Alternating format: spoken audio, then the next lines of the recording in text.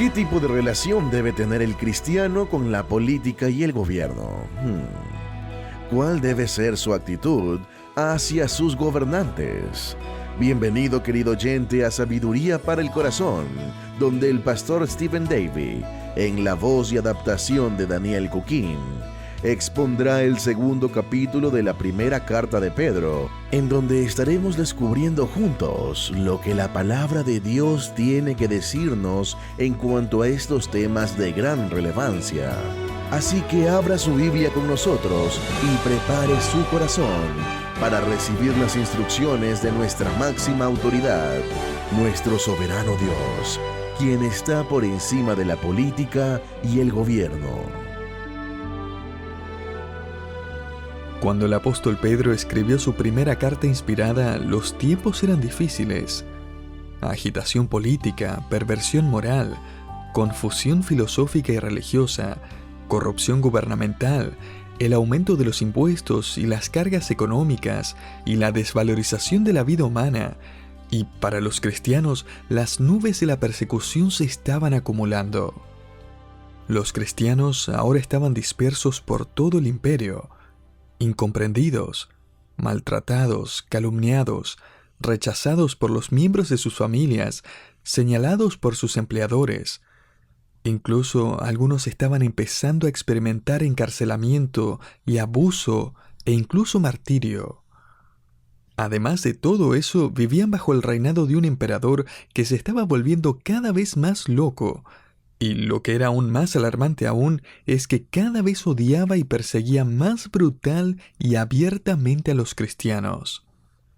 Así que cuando la iglesia primitiva, bajo el reinado de Nerón, recibió la carta inspirada de Pedro, y cuando leyeron la última parte del capítulo 2 por primera vez, podrían haber llegado a la conclusión de que era Pedro el que estaba perdiendo la cabeza. Hemos llegado a una nueva sección en 1 Pedro donde el apóstol introduce un tema controversial. Voy a llamar a esta nueva serie de estudios Por encima de la política y el gobierno. Comencemos leyendo el versículo 13 de 1 Pedro capítulo 2. Y quiero que se imagine una congregación de creyentes conmocionados y algo aturdidos mientras escuchan las palabras del apóstol. Él dice: por causa del Señor, someteos a toda institución humana, ya sea al rey como a superior y a los gobernadores como por él enviados. Detengámonos allí por ahora. Obviamente tenemos que establecer un poco la base y el contexto de este pasaje. El contexto inmediato del versículo 13 es el versículo anterior, que nos informa que el creyente debe demostrar en su cultura un comportamiento excelente, una ética de trabajo tan buena y una vida personal de tal integridad que efectivamente desacreditan las calumnias en su contra. Ese es el contexto inmediato. En un contexto más amplio, Pedro está respondiendo a la pregunta con la que cada creyente tiene que lidiar en cada generación. Y es la pregunta: ¿cómo debo responder e interactuar e incluso influir en mis autoridades gubernamentales? Lleve esa pregunta al siglo XXI y es probable que obtenga varias respuestas. Algunos dirían que debemos abandonar por completo la política y el gobierno, enfatizando la predicación del Evangelio y excluyendo cualquier tipo de intento de influir en las instituciones gubernamentales. Sin embargo, aún esas personas deben estar agradecidas por personas como William Wilberforce, un creyente miembro del Parlamento que usó su riqueza e influencia para eliminar la trata de esclavos en Gran Bretaña. Él fue un líder político impulsado por sus convicciones cristianas. Y tanto el apóstol Pablo como el apóstol Pedro enfatizan claramente que los líderes políticos son designados por Dios. ¿Y no nos gozamos todos cuando uno de ellos, como el profeta Daniel o José, sigue a Dios aún después de ser elegido? Si bien la misión de la iglesia es espiritual y el mensaje del Evangelio es nuestro mensaje principal, Dios llama a hombres y a mujeres a distintas esferas de influencia donde llevan sus convicciones bíblicamente informadas y su carácter y su sabiduría y sus habilidades dadas por Dios para propagar su influencia en el mundo de los negocios, leyes, finanzas, educación, medicina, industria, construcción, agricultura, etc., e incluso en el mundo de la política y el gobierno. San Agustín, el teólogo de la Iglesia en el siglo IV, escribió sabiamente que los creyentes que sirven en puestos gubernamentales son, y cito, bendiciones otorgadas a la humanidad. Wayne Grudem, en su libro simplemente titulado Política, resumió la influencia que los cristianos han tenido en los gobiernos y culturas a lo largo de la historia. Los cristianos fueron los principales responsables de que se prohibiera el infanticidio, el abandono de niños y el aborto en el Imperio Romano en el año 374 después de Cristo. Prohibieron las brutales batallas a muerte de los gladiadores en el año 404 después de Cristo. Prohibieron el castigo que constaba en marcar el rostro de los delincuentes con hierro candente. Instituyeron reformas penitenciarias que incluyeron la separación de presos por sexo. Detuvieron la práctica de los sacrificios humanos entre los irlandeses y prusianos. Argumentaron en contra y finalmente prohibieron la pedofilia. Los cristianos fueron principalmente la razón detrás de la concesión de los derechos de propiedad y otras protecciones para las mujeres. Lograron prohibir la práctica de quemar vivas a las viudas en la India por los 1800. William Wilberforce, quien mencioné anteriormente, se reunía semanalmente con un grupo de creyentes ricos e influyentes y desarrollaban planes y métodos estratégicos para poder llevar su conciencia cristiana a su cultura. De esa forma no solo pusieron fin con éxito al comercio de esclavos en 1840 en toda Gran Bretaña, también organizaron la Sociedad para la Educación de los Africanos. También establecieron hospitales para los pobres y los ciegos, ayudaron a las viudas de guerra y los veteranos que necesitaban ayuda médica y psiquiátrica. Y escuche esto, Wilberforce y sus amigos los apodaron los Santos, un apodo que llevaban con alegría. Creo que necesitamos una nueva generación de personas como William Wilberforce. Necesitamos una nueva generación de reformadores en la educación y finanzas y derecho. Necesitamos cristianos con sabiduría en las cortes de justicia, en los campos de la reforma bancaria y fiscal. Necesitamos cristianos en cada fase de la vida. Necesitamos hombres y mujeres que amen a Cristo ante todo, pero que como William Wilberforce acepten su puesto como una asignación de Dios, que amen a Cristo lo suficiente como para presentarlo sabia y encantadoramente en su negocio, su escuela, su posición, su salón de clase y en cada faceta de la vida. Y eso es exactamente lo que Pedro tiene en mente. Ahora, con todo eso en mente, profundicemos en la exhortación de Pedro. En primer lugar, observe nuevamente el mandato en el versículo 13. Por causa del Señor, someteos a toda institución humana. Someteos significa que no importa si los eligió o no. Estos creyentes ciertamente no habían elegido a Nerón. No importa si está de acuerdo con ellos o no. No importa si le gustan o no. Pablo les escribe a los creyentes que viven bajo la sombra de Nerón en Roma: no hay autoridad sino de parte de Dios, y las que hay, por Dios han sido establecidas. Romanos 13 del 1 al 2. Dios puso a esas personas en el poder. En otras palabras, es posible que usted no los haya querido, pero Dios evidentemente sí. Dios establece cada cargo político y cada funcionario de gobierno. No le sorprendió que Nerón llegara al poder ni el resto de los gobernantes. De hecho, él lo orquestó, él los puso allí.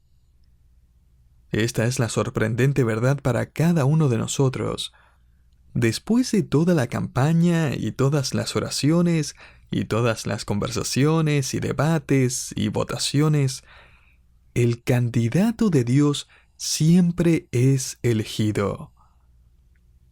Ahora, este punto de la carta habría sido un buen lugar para que Pedro revelara la estrategia cristiana para derrocar a Nerón. O sea, la persecución estaba comenzando. Obviamente Nerón había perdido la cordura.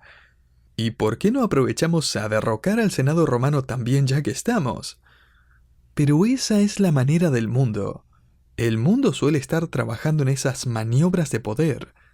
De hecho, no pasará mucho tiempo antes de que sus enemigos políticos maten a Nerón. Muy pocos Césares murieron por causas naturales.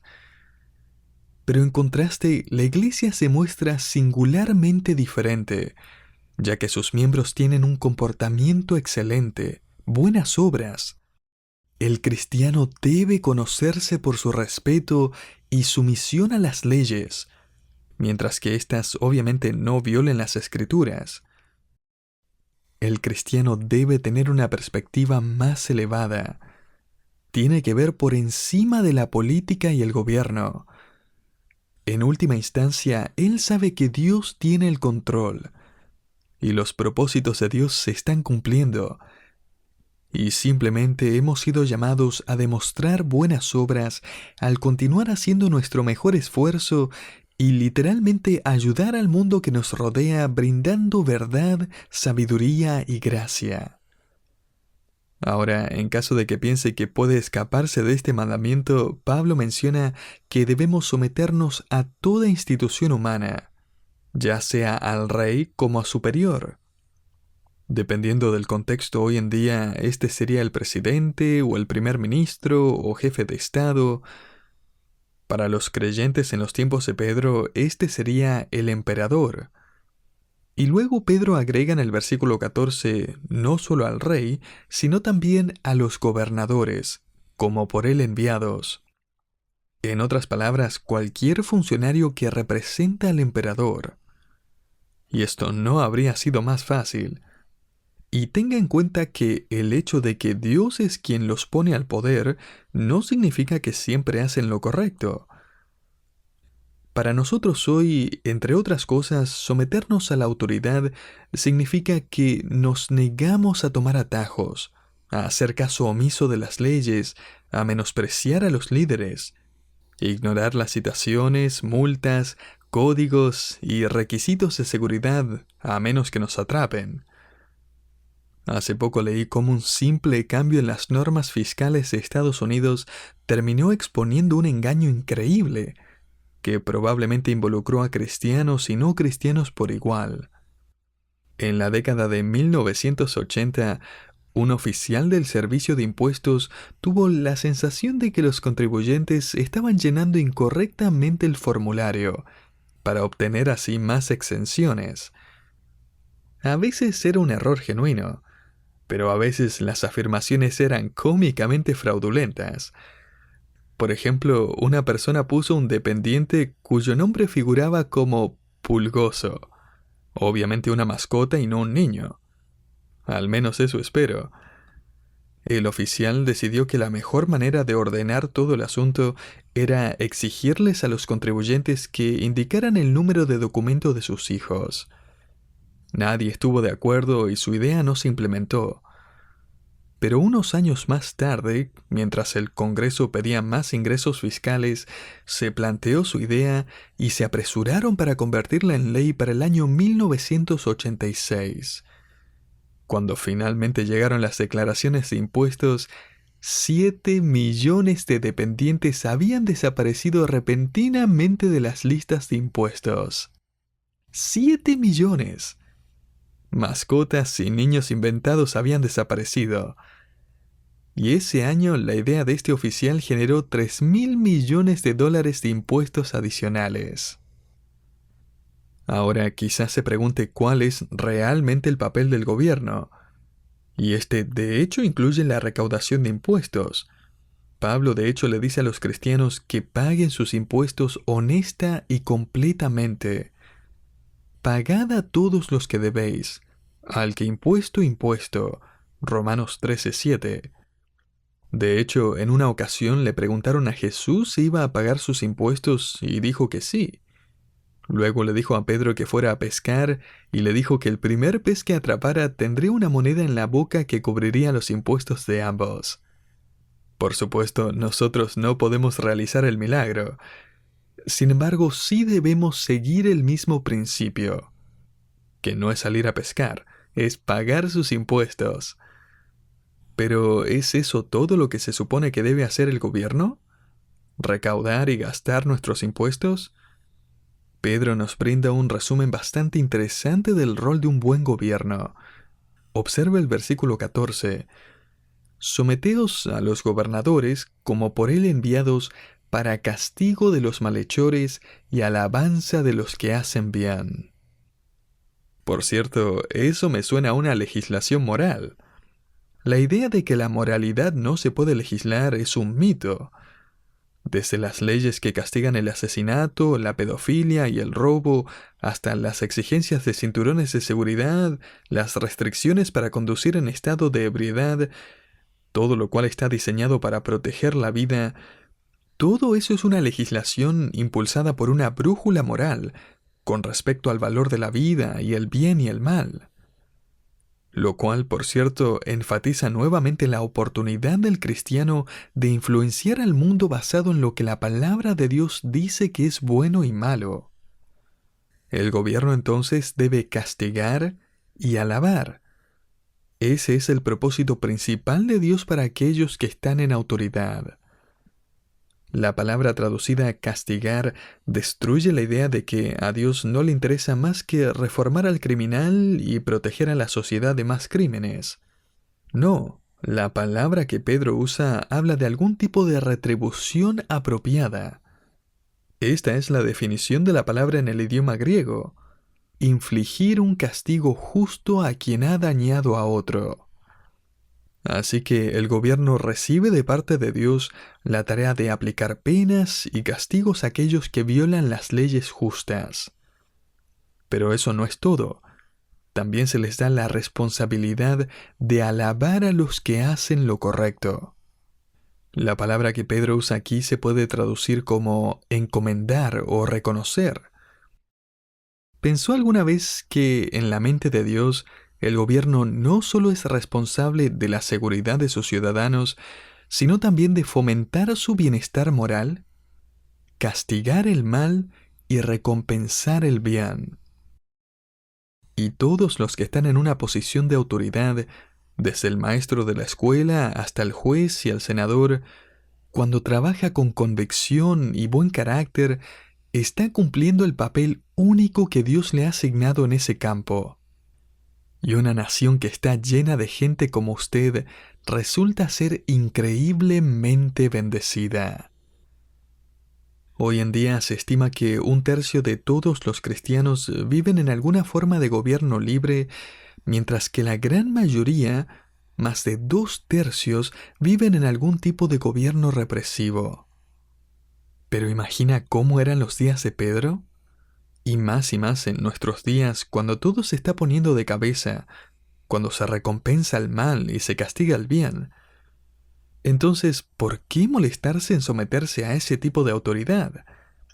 Pedro supo que haríamos esa pregunta, por lo que nos da 2 incentivos para someternos. Número 1, observa el versículo 15, porque esta es la voluntad de Dios. Y, por cierto, está reconociendo que, en última instancia, Dios colocó reyes y gobernadores en el poder para sus propósitos. Y la mayoría de las veces Dios no nos explica sus planes. Tengo un comentario escrito por los primeros padres de la Iglesia. Muchos de ellos no son los mejores intérpretes de la Biblia, muchas veces siendo alegóricos y místicos, pero lo saqué de mi estante para ver qué dirían sobre este mandato de Pedro, ya que todos ellos vivieron dentro de una generación donde había gran persecución. Un padre de la iglesia llamado Dídimo el Ciego escribió: «No debemos preocuparnos si no actúan de la manera señalada por Dios, porque Él está a cargo de ellos y los va a juzgar en consecuencia». En otras palabras, el gobierno podrá ignorar a Dios, pero Dios tendrá la última palabra. Pero mientras tanto, Dios nos ha dado su palabra en cuanto a este tema. Esta es la voluntad de Dios. En segundo lugar, no solo estamos obedeciendo la voluntad de Dios, sino que estamos silenciando a los que se oponen al Señor. Note, porque esta es la voluntad de Dios, que haciendo el bien hagáis callar la ignorancia de los hombres insensatos. Pedro no se anda con rodeos aquí, ¿verdad? Él está hablando aquí de los que difunden calumnias sobre los cristianos. Y sabemos que los cristianos estaban siendo calumniados como traidores, insurrectos, que planeaban derrocar al gobierno. Entonces, ¿cómo silencia esas acusaciones? Mostrando respeto por el rey y el gobierno. Usted los silencia de esa manera. Esta forma de actuar, Pedro escribe, los amordaza.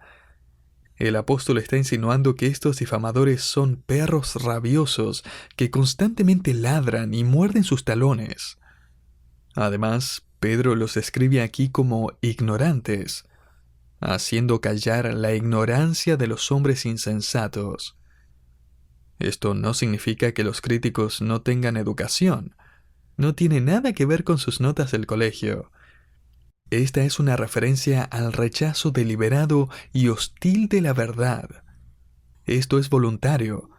Están ladrando y mordiendo. Y eso hace que el consejo de Pedro sea aún más sorprendente. ¿Cómo puede silenciar las calumnias feroces, hostiles y mordaces de las personas que reprimen la verdad? No ladrando más fuerte, no mordiendo, aullando y amenazando. Entienda esto, ellos saben intuitivamente la verdad, y es por eso que, mientras luchan y suprimen la verdad, ladran y muerden aún más fuerte. Y lo que les encantaría es que usted se rebaje a su mismo nivel. Pedro nos está diciendo aquí que si existe una forma de silenciar a nuestros críticos, no consiste en ser más fuertes, más grandes o ruidosos, sino en enfrentar sus ataques con la humildad de las buenas obras.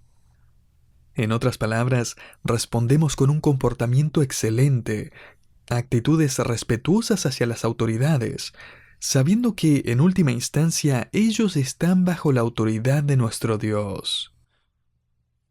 Según una agencia misionera, hace unos años los funcionarios del gobierno chino estaban tan cansados de las altísimas tasas de delincuencia, adicción a las drogas y enfermedades en un condado en particular, que finalmente, en su desesperación, a mediados de la década de 1990, le pidieron ayuda a aquellos que consideraron ciudadanos ejemplares en su área, que también eran cristianos.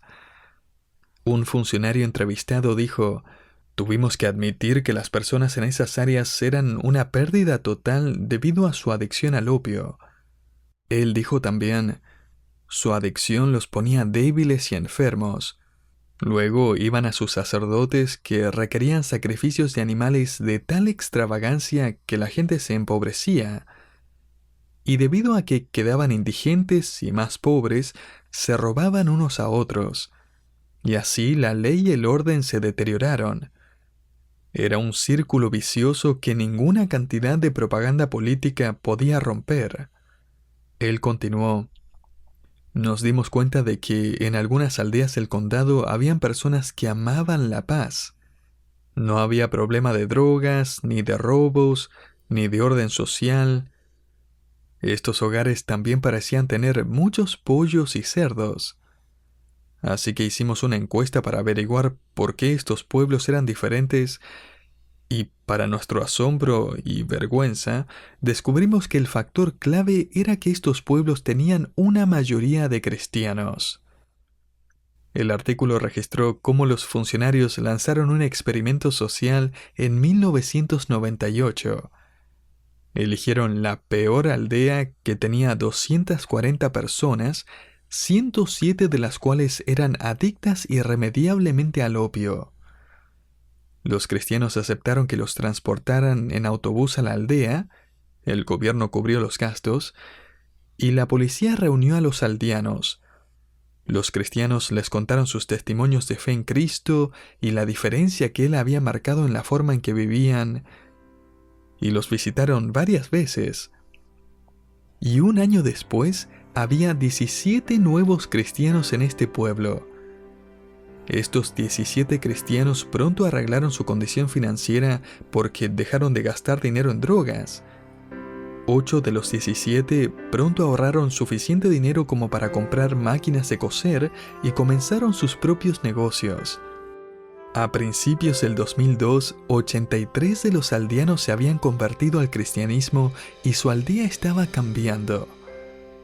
El funcionario de gobierno dijo, y cito, «Hemos comenzado a extender esta estrategia a muchas otras aldeas desde entonces». ¿Y de qué están acusando ahora estos funcionarios a los cristianos? De nada. Debido a sus buenas obras y sus vidas pacíficas y respetuosas de la ley, el Evangelio se volvió atractivo y la gente llegó a la fe en Cristo. El Evangelio reemplazó el opio con comida. El Evangelio convirtió a los infractores de la ley en ciudadanos ejemplares. Y ese cambio en una vida cambió familias, y las familias cambiadas cambiaron un pueblo, y ese pueblo ahora está afectando a todo un condado. Y quién sabe, puede que un día cambie su país. ¿Y por dónde empezamos? No sonará muy dramático, pero la verdad es esta.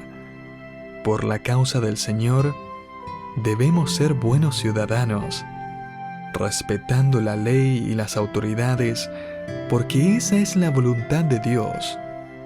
Y al hacer lo correcto, podremos silenciar la ignorancia de los insensatos.